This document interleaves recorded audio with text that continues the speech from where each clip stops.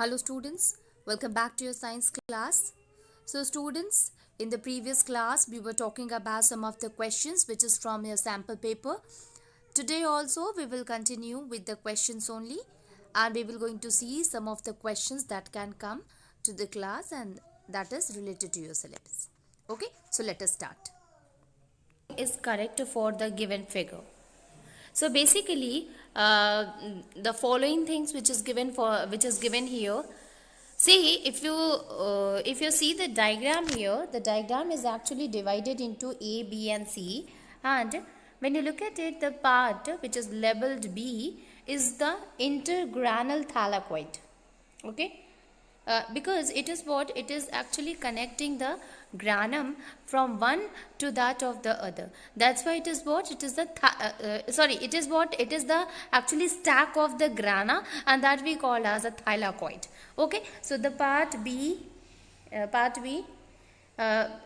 so question is that is the part B is a intergranal thylakoid. Second one, the part label C is granum. Then third one, the part which is label A is the site for dark reaction. And fourth one, the parts labeled A, B and C all possess photosynthetic pigment such as chlorophyll. So if you see here, C is a granum. No, that is the wrong one. Intergranal thylakoid, and part A is the site for the dark reaction, stroma. And here the C1 is that all of them possess the photosynthetic pigment, that is chlorophyll. No, so according to that, A will be the correct, where that is what a stack of a granum is actually called as the thylakoid. Okay, so part B, it is the intergranal thylakoid. Now see here, the next question is that Anu kept a plant into a beaker of red colored water and she left it in the garden for 3 days. The stem was cut and its cross section was observed as shown in the figure B. Which labeled part in the figure B which turns red? Okay. Now see here, Anu, she kept the water and into the beaker of the red color, and she left it for the in the garden for 3 days, and then when she observed the cross section she found out that is the which part, that there is a part which is actually labeled red. So out of the given, which one, xy w x y z, out of the 4 which is labeled in that of the B turns red in color? So basically you know that the water will be carried through the conducting tissue, and in that of the conducting tissue you can see that X and Y both are the conducting tissue. Now see here, the conducting tissue can be of xylem and phloem, and we know that the xylem is basically used to carry the water from one place to the another. So that is a kind of a conducting tissue. Okay, so we can say here that the stem which is cut and the cross section which we have taken here, that the stem, the vascular bundles, the xylem and the phloem, the conducting tissue used to carry that red color. So out of that, the xylem will be what? It will be red in color. So where is the xylem, students? So xylem is basically present at the,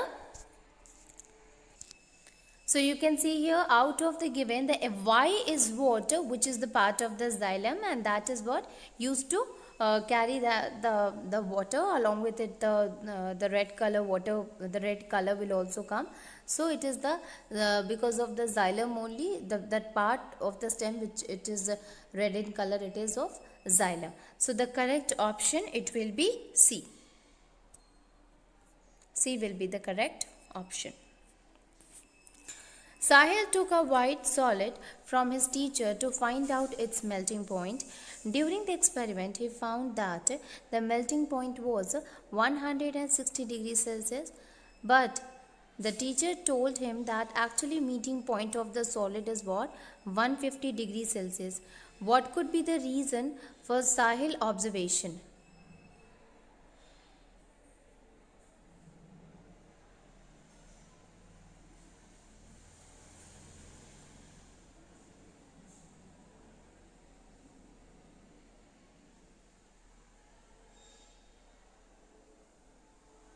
So Sahil took a white solid from his teacher to find out its melting point, and during the experiment, he found out the melting point was 160 degrees Celsius. But the teacher told him that actually melting point was 150 degrees Celsius. What could be the reason, Sahil's observation? Okay, so melting point of the solid depend upon the procedure and the amount taken. The solid can have different melting point depending upon the method of storage. The solid contains some impurities which is mixed with the pure compound, and if solid is heated strongly, the melting point increases.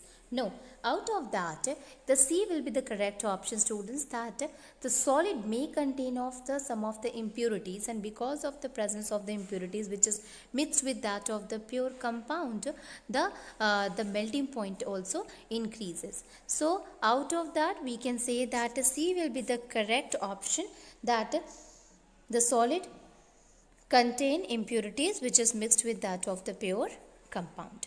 Okay, so because of the impurities, the melting point increases. Now, which of the following part of plant have the water carrying tube and the food carrying tube? So water carrying tube is what? That is the tube which we use to carry the water, and both of them are what? They are the conducting tissues. So the water is carried by that of the xylem, and phloem used to carry the food. So both of them are the conducting tubes, and which of the following part of the plant will they used to take the food and water? So obviously all the different parts of the plant, they need water, they need minerals, they need food food. Okay, so we can say here that leaves, stem, roots, all of these, they all needed that of the food or the water. So according to that, the fourth option, which is all of these, is the correct option. Okay, so we can say here that all of these will be the correct option, student. Now X is what? It is a double membraned organelle that oxidizes food present in cell to release energy. Okay, so X is a double membrane organelle that oxidizes food present to energy. So it is a double membrane, and which help in the process of oxidation of the food and in the cell, and basically the resultant is what? That release of energy. So X is what? It is actually mitochondrion. You know that the nucleus, endoplasmic reticulum, and the chloroplast is not responsible for releasing the energy. The ATP synthesis occur in the mitochondria, and that's why it is also called as the powerhouse of the cell. So the double membrane structure organelle that oxidizes the food which is present in cell to release energy, that is mitochondrion. So the answer, it will be mitochondrion. Okay, it will be mitochondrion. Now see here, the question is, that is, which of the following graph shows the graph between velocity and mass when the linear momentum is constant? So when the linear momentum is constant, then it used to the momentum, they keeps on decreasing. Okay, so constant, so keeps on decreasing. So we can say here that the kind of a graph, it will be, so it was earlier, it was more, then it decreases. So it will be C. Option C will be the correct option.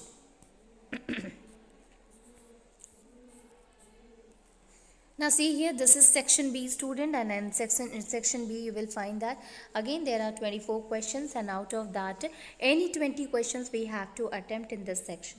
The first attempted 20 question would be evaluated. Okay, now which process is shown in the below flow chart? Rough endoplasmic reticulum, smooth endoplasmic reticulum, Golgi apparatus, secretory vesicle, and plasma membrane. Okay, so see here. So which process is shown in the below flow chart, student? Rough endoplasmic reticulum, smooth endoplasmic reticulum, then Golgi apparatus is there, and secretory vesicles are there, and finally plasma membrane is there.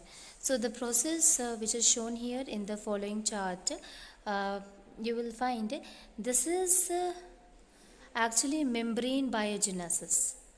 Okay, so this is the membrane biogenesis, formation of the membrane is occurring here. Now which property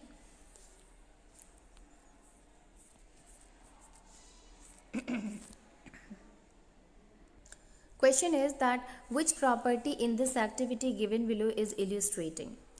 Piles of carom coin, and you see here that when he used the striker, actually striker strike that pile of carom coins and only one of the coin will get displaced.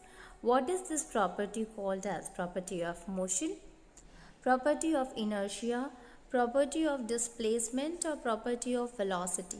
So basically it is the property of inertia, in which we will find that when we hit or when we strike that of a pile of a carom coin, then it will make the other it will make the base one to move, and not the to move, and that is because of the inertia at rest. So we will say that it is because of the property of inertia. Now the next one is amylase, the temperature versus time graph of water. It is given below. Which reason contain all liquid? So basically the temperature versus time graph of water, if we will look at here, then the reason which contain all the liquid, it will be, now see here, as the temperature is increases, it is continuously the range of with respect to time, as the temperature is increasing, you know that it will get converted into liquid to gases. So obviously here you will say that C is that particular reason where the reason contain all liquid, because 100 is at D, and even at B also it is 0, and reason A it is minus 10. So this is what it is, a solid state, but C is what which is the reason which contains all the liquid. So answer, it will be reason C. Now the next one is that which of these tissues transport material in plant and also provide mechanical support? So which of these tissues transport material in plant and provide mechanical support also? Now see here, the first one is what? The first one is the and the second one is there, and the third one is there. So third one is actually the parenchymatous tissue, so that will not going to provide any kind of a support. The first one is that of the phloem, and the second one is what? Pits are there, there is no nucleus, so second one is that of the xylem. So we can say here that out of the given, the xylem will going to it will going to give the mechanical support. So only the second one is the correct option, in which the it will going to provide the mechanical support to that of the plant. Okay. Next is which of the following represent the time displacement graph of two objects A and B moving with zero relative speed? Basically if the speed will be 0, the graph it will comes as a constant only. So out of the following, which one will going to represent the time displacement graph of two objects with a zero velocity? So that is the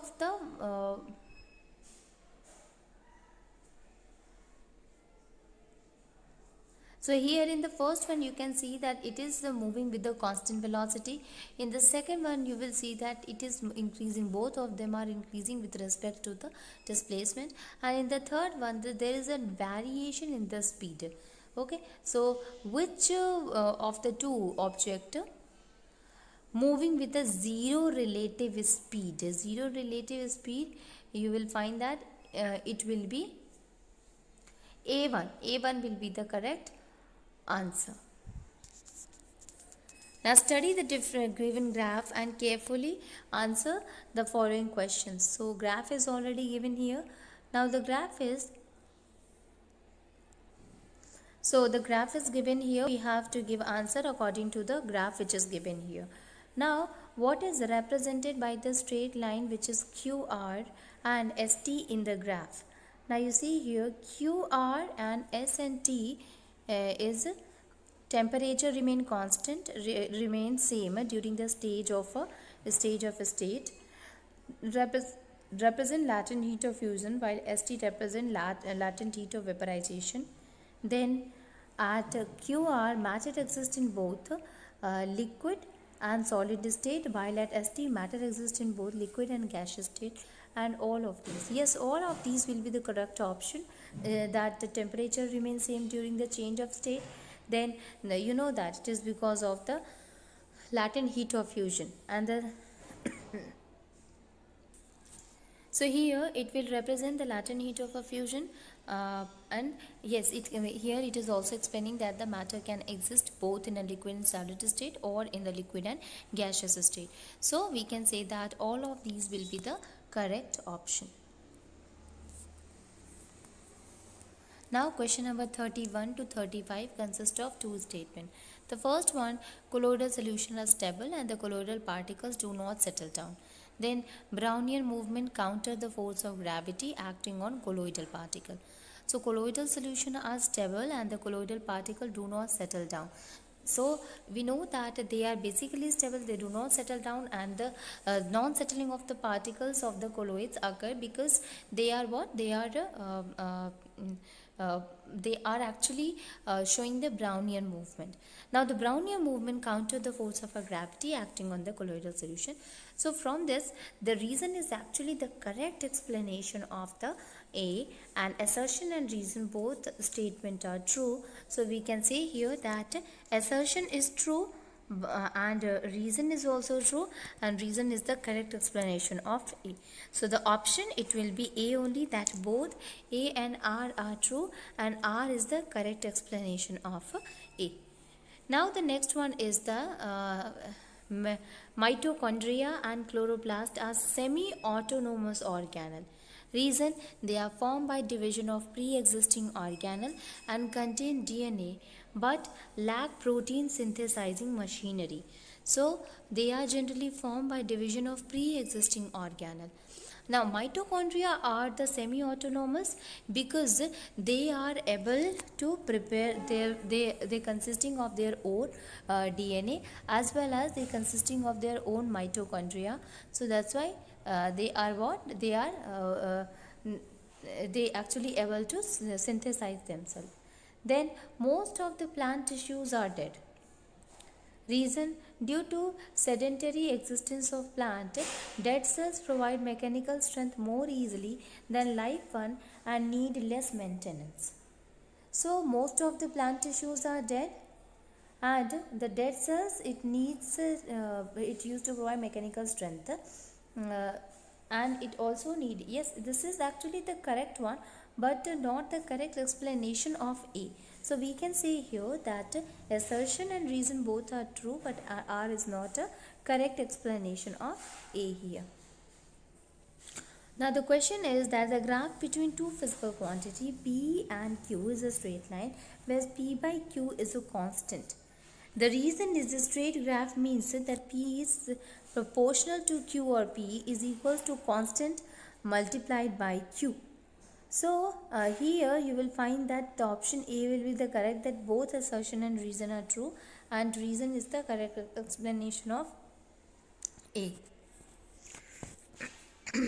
Now while walking on ice, one should take small step to avoid slipping, and this is because smaller step ensures smaller friction. So yes, to avoid the friction as well as the force, smaller friction is there, students, as well as walking on the ice actually reduces the friction a lot, and due to which this happens. So this is the assertion and reason both are true and reason is the correct explanation. Okay, then the next one is there, and that is question number 36. Okay, now let us move on and see the questions from the assertion and reason, students. So here you will find that colloidal solution are there. Basically colloidal solution are what? They are stable and the colloidal solution. Now let us see here. We have seen some of the question from the assertion and reason. Now see here, question number 34 is there. The graph between two physical quantity P and Q is a straight line when P by Q is constant. Reason: this straight line graph means that P is proportional to Q, or P is equals to constant multiplied by Q. So a graph is there between two physical quantities P and Q. It is in a straight line when P by Q is a constant. So the reason it is that the straight line graph means that P is proportional to Q, and or P is equals to the constant multiplied by Q. Yes, this is the correct option, students. So here, since you know that the straight line is what, straight line basically we use for the the physical quantity in which the one is what, proportional to the other one.